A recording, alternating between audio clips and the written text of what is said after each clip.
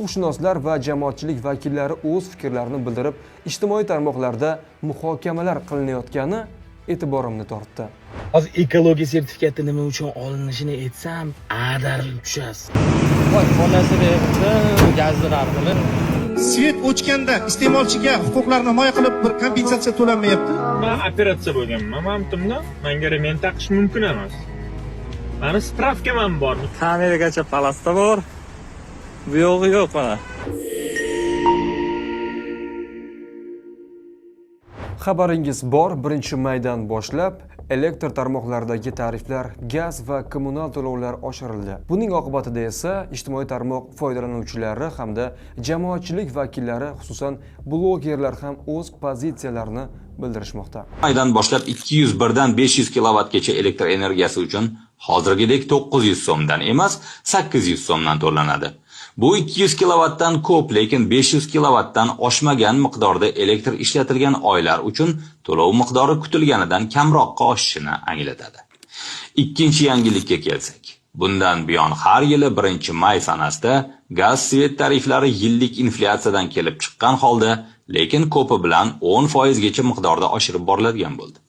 Bu kutilmagan band haqida rasmiylardan izohlar bo'lganicha yo'q. Latina zapravka mana. Narxini qaranglar. 10 petotdi. 5700 ga ko'tarilibdi. Xudo xolisa biz ham yo'l kiramiz ham 10,000 so'm yuraveramizda. Ortiqcha gazdan foydalanmanglar, suvdan, svetdan ortiqcha foydalanmanglar. O'zbekistonda hamma narsani uvoli bor. Javob berasizlar. Gazdan ko'p foydalansalar, kosalaring oqarmaydi. Voy, xonasi beribdi, gazlar orqali. 5300. Aslatgacha ham bor edi hali. Kobaltga 90 taliga shuncha ketyapti. Elektrda 200 kilovatdan ortiqcha ishlatsak 2 barobar to'layapmiz, to'g'rimi? Nimaga svet o'chganda iste'molchiga huquqlarini himoya qilib bir kompensatsiya to'lanmayapti? Nimaga gazdan ko'p ishlatamiz, ko'p to'laymiz, lekin gaz o'chib qolganda iste'molchiga kompensatsiya to'lanmayapti? Bu ham iste'molchining huquqini himoya qilishga kiradimi yoki poymol qilishga kiradimi? Fuqarolar faqatgina kommunal to'lovlari masalasida qiynalyapti, norozi bo'lishyapti deb o'ylasangiz adashasiz. Asosiy muammolardan biri hozirgi kunda radarlar va kameralar, yangi chiqayotgan qonunlar va jarimalar mavzusi ijtimoiy tarmoqda bong urmoqda. Sofli tadbirkorni qarang nima qilibdi. Kechasi kelib chizib ketgan. Bu mana kamera. Mana palasta bu yerga o'sha tugagan. Kameraning pastiga o'sha palastada yo'q mana. Kameragacha palasta bor. Bu yo'g'i yo'q mana. Palasta ham yo'q, ko'chani dabdalasi chiqib yotibdi, uni qarang. Kameradan u yo'g'iga palasta bor. 21-asr butun dunyoda buyuk ixtirolar yaratilayotgan bir paytda yo'l chizig'larini shpatil bilan shpaglovka qilib chiqilyapti. Bu ham bir ixtiro ekan. Zo'r o'ylab topilibdi lekin. O'zi bunga birato'la kafelmi yoki bir toshmi yopishtirib olish kerak. Kafel ham bo'lar lekin 1,5 sm qalinlikda kafellar yopishtirib olsa ham 20 yil turib beradi kafellar. Zo'r turar lekin o'sha. Uchmaydi ham, ko'chmaydi. Nima bu? Nima bu?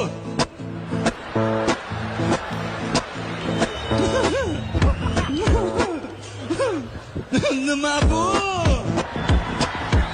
Toshkent shahrida hamma yoqdan bunaqa dummalo remenga uradigan kameralar qo'yib tashalyapti-da. Men bitta savolimda menga ham keldi mana. Remenga kamera, misol uchun men operatsiya bo'lganman, mamtumda menga remen taqish mumkin emas.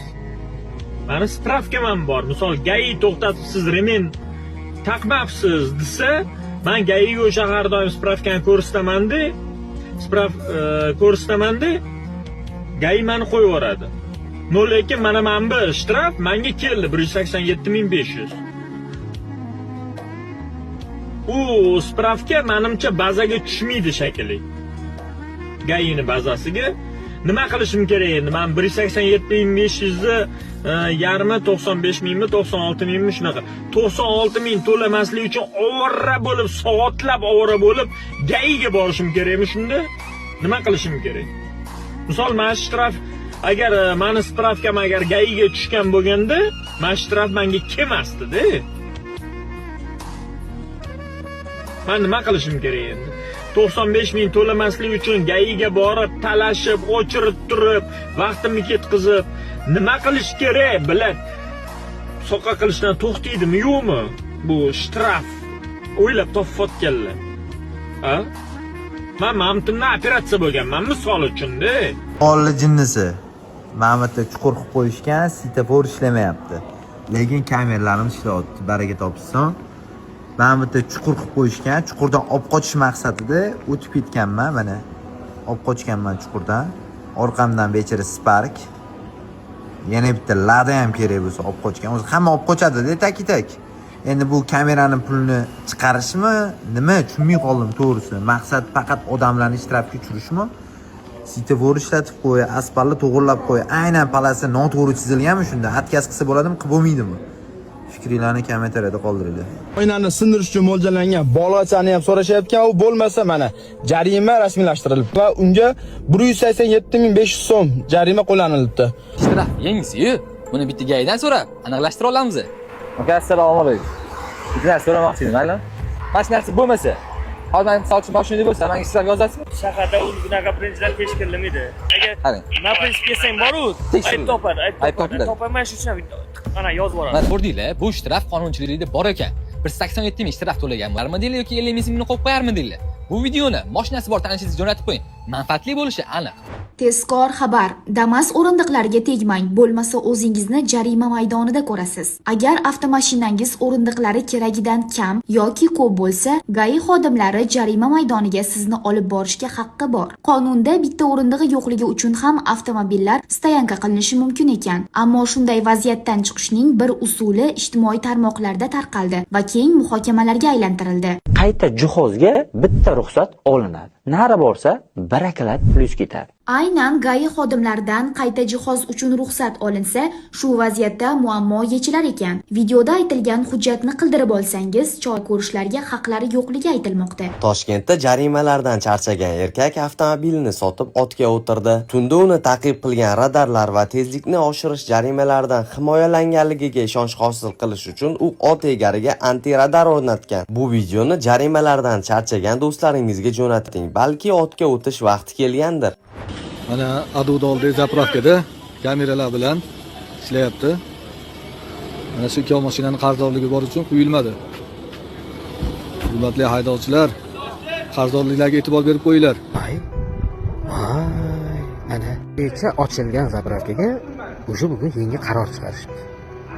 Qarzi bor mashinaning egalariga gaz quyilmasmish. Endi Milliy gvardiyadan odam qo'yinglar. Shu gaz zapravkaga kelgan shoferlarni tekshirsin, 8 qog'ozini. Ajrashib ketgan bo'lsa, uni ham chiqarib olsin, quyib bermasin. Qamalib chiqqan odam bo'lsa, uni ham yaxshilab tekshirsin, srogi tugaganmi, nima bilan qamalgan. Ana keyin o'shaga qarab gaz quyib berishsin yoki quyib berishmasin. Shu fikrga nima deysizlar o'rtoqlar? Bir narsani ko'rsatmoqchiman. Mana radarlar bor, mana shunday tursan. Ogohlantirish, uzoqdan ko'rish, mana yerlarga chizilgan. Inson adashadi-da. Adashish ehtimoli baland bo'lganligi uchun ham adashmasin deb burilishlargacha chizib. Birinchi mana shunaqa narsalar qilinadi-da. Radarni yashirincha devorni orqasiga, stalvan rangiga o'xshatib, bulutga o'xshatib qo'yilmaydi-da radar degani. Mana shunaqa qilib qo'yishsa radarni, mayli keyin tushsa haloli bo'lsin-da, o'sha radar qo'yayotganlar bor.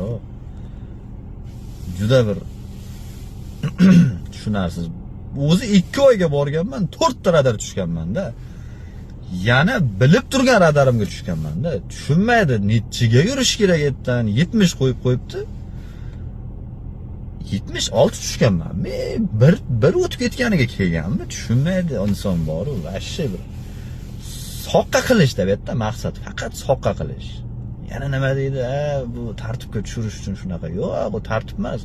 Mana bu yerda 10 o'tib ketsin, 10 o'tib ketsa ham kelmaydi. Bir kunda 1 marta o'tib ketsa kelmaydi o'sha. 2 marta o'tganda ikkinchisi hisoblanadi. Nimaga? Inson adashadi-da, o'shalar hisoblanadi bu yerda. Yana bir muammo kun mavzusiga aylanmoqda. O'zi yo'q bo'lgan utilizatsiya yig'imi masalasi tadbirkorlar va jamoatchilik oldida ko'ndalang qo'yildi. Kun mavzusiga aylanib hali hamon muhokama qilinmoqda. U ham yetmagandek, endi O'zbekistonga gibrid avtomobillarni olib kirayotganda nafaqat utilizatsiya, balki ekologiya sertifikatini ham olishingiz kerak bo'ladi. Bu ham qo'shimcha to'lov degani.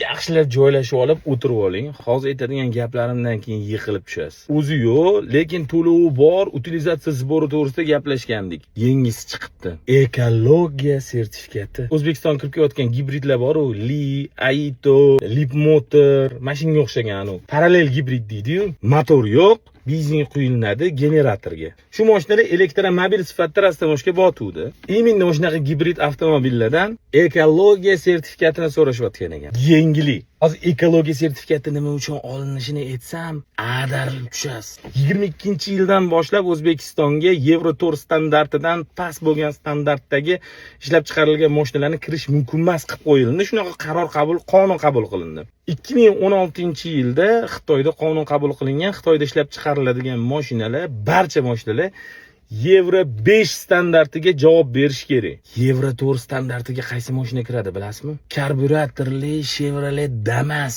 Euro 4 ga kiradi. Nissan L9 mashinasi Damasdan yomonmi, yomon emasmi, shunisini tekshirishar ekan. Tushunasizmi? Hatto Damas tengi ham emas, chunki Euro 4 kirish mumkin. Euro 4 dan pasti mumkin emas-da. Damaschalik keladimi, hatto degan narsani tekshirish uchun beriladi. Mana shu qo'shimcha 2 millionmi, 3 millionmi, 4 millionmi to'lov tadbirkorning bo'yniga tushmaydi, xalqqa bo'yniga tushadi. Faqat xalq to'laydi. Nima deysiz, keyingi to'lov qanaqa bo'ladi? Soqqakashlik emasmi? Nima bo'ladi keyingisi? Ya'ni gibrid avtomobillarni ekologik sertifikatlash tartibi yuzasidan senator so'rovi yuborildi. Bunday avtomobillarni bojxonada rasmiylashtirishda Euro 4 ekologik toifasidan kam emasligini tasdiqlovchi ekologik sertifikat talab etilayotgani keng muhokamalarga sabab bo'lmoqda. Senatning Agrar suv xo'jaligi masalalari va ekologiya qo'mitasi raisi Anvar To'ychiyev gibrid avtomobillarni ekologik sertifikatlash tartibi yuzasidan ekologiya, atrof muhitni muhofaza qilish va iqlim o'zgarishi vaziri Aziz Abduhakimovga senator so'rovi yubordi. Bu haqda Senat matbuot xizmati xabar berdi. Men-ku gapirsam tongga qadar gapirishi mumkin, ammo bu borada huquqshunoslar va jamoatchilik vakillari o'z fikrlarini bildirib, ijtimoiy tarmoqlarda muhokamalar qilinayotgani e'tiborimni tortdi. Xo'sh, bu borada sizning fikringiz qanday? Chiqayotgan yangi qonunlar sizningcha yaxshi tomonga ishlaydimi yoki yomon tomonga? O'zingizni shaxsiy fikringizni izohlarda yozib qoldiring. Demokrat.uz'ni kuzatishda davom eting.